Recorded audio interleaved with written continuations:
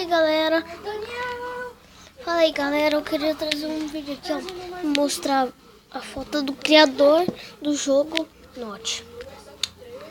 Note tem a sua empresa Mojang, e a Mojang foi lá que ele criou com seus amigos o Minecraft PC, entendeu?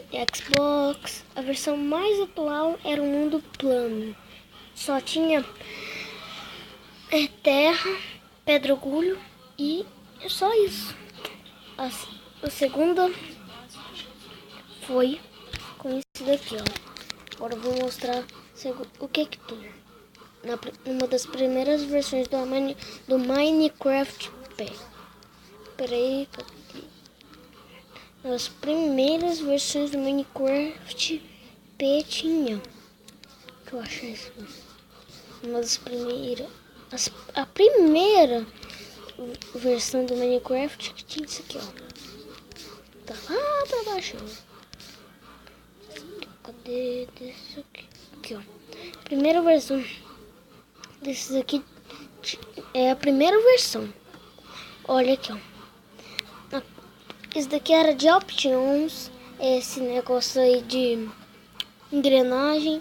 Esse bloco aí era de entrar no jogo.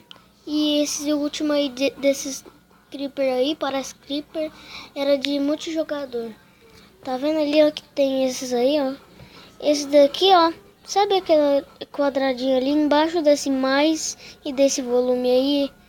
Olha, tem esse negócio aí, quando você apertava nele é que você aparecia lá. Igual hoje em dia, que todos os canais mostram assim. Aqui, ó, esse daqui é o negócio, esse daqui vocês sabem como que é hoje em dia. O X, esse daqui é de mais. O negócio vocês sabem hoje em dia. Aqui, ó. Legal, né? Pra vocês gostarem. Esse aqui ensinando como que era muito tempo atrás no Minecraft P. Deixa mais alguma coisa aqui. Vou mostrar pra vocês.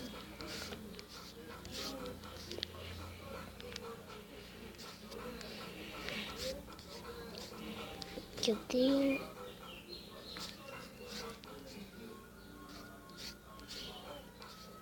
Um beijo, galera. Tchau.